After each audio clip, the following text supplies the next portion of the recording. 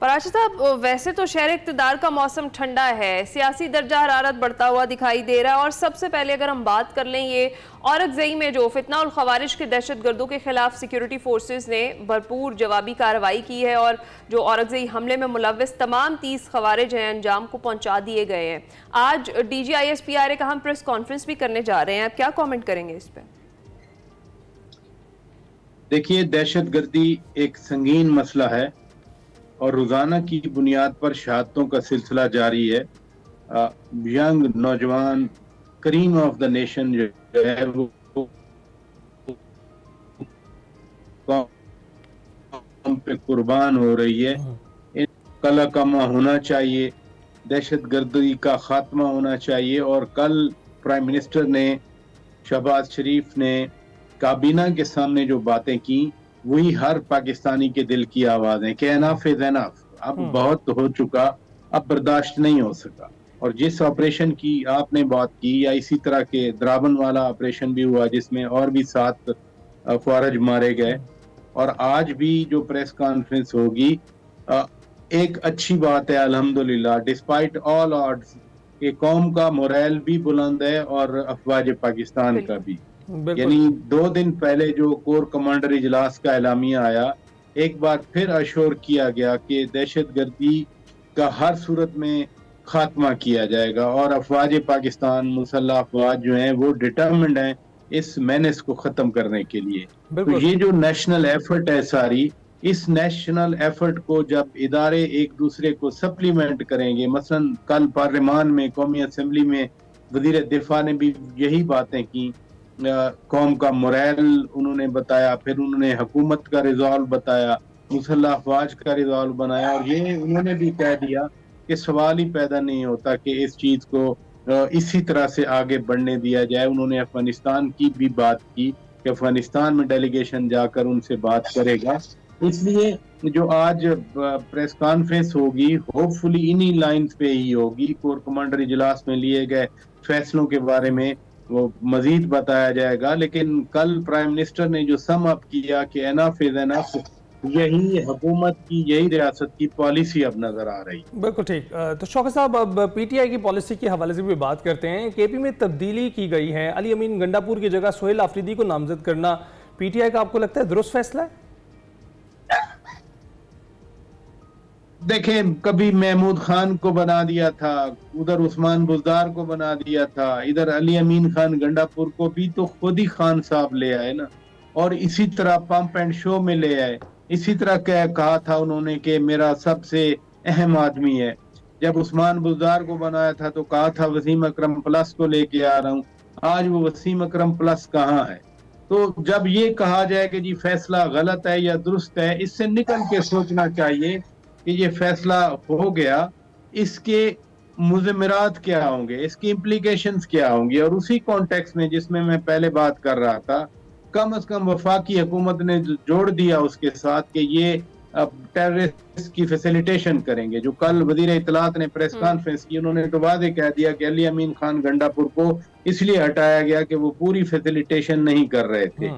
लेकिन ये एक नौजवान है, आईने पाकिस्तान तो मना नहीं करता, जो भी ऐवान का रुकन होगा, जो मेंबर होगा प्रोविंशियल असेंबली का, वो बन सकता है चीफ मिनिस्टर। और पार्टी जो इक्तदार में है, जो पावर में है, जो एक्सरियत में है, उस पार्टी की तरफ से वो आ रहे हैं।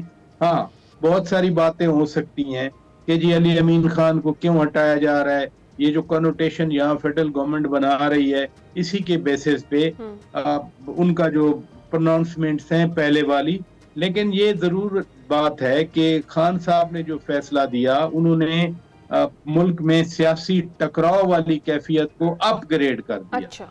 यानी अगर कहीं अली अमीन खान गंडापुर जो है वो आके बैठते थे, एक दफा जफ्फी डाली तो बड़ा एतराज हुआ कि जी आपने उन लोगों के साथ जफ्फी क्यों डाली। फिर भी एक inter provincial coordination kind of थी। जो सोहेल आफरीदी की पहले स्टेटमेंट्स रही हैं वो तो बहुत सख्त हैं, और वो कल उन्होंने जो ट्वीट्स किए कि जी हट जाओ या डट जाओ, फिर उन्होंने कहा कि मेरी तरजीह खान साहब की रिहाई और सिक्योरिटी मामलात हैं।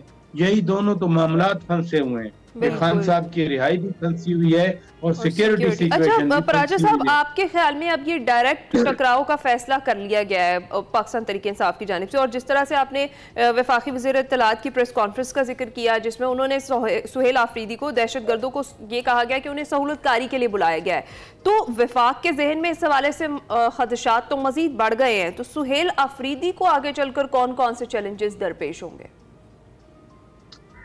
देखिए, सबसे बड़ा चैलेंज तो बैलेंस रखना है कि एक तरफ वो कहते हैं मेरी खान साहब की रिहाई तरजीह है, और दूसरी तरफ उनकी बतौर chief executive of the province कुछ जिम्मेदारियां हैं। यानी सूबे का वजीर, एक इलेक्टेड वजीर आला, उससे यही तवक्को होती है कि गवर्नेंस के मामला ठीक करे, सिक्योरिटी के मामला ठीक करे, लोगों के जो मसाइल हैं उनको ठीक करे।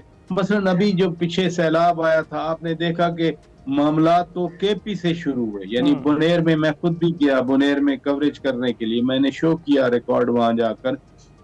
सर्दी तो आ गई, अभी तो ऊपर बाबूसर भी तो खैबर पख्तूनख्वा में है, वहां तो बर्फबारी शुरू हो गई। लेकिन इस सारी सूरत हाल में जिनके घर बह गए, जिनके गांव के गांव बह गए, उनको तो पूछने वाला कोई नहीं है, अभी तक तो शेल्टर नहीं मिला उनको। और जब स्वात में, बुनेर में बर्फबारी होगी तो उनका क्या हाल होगा?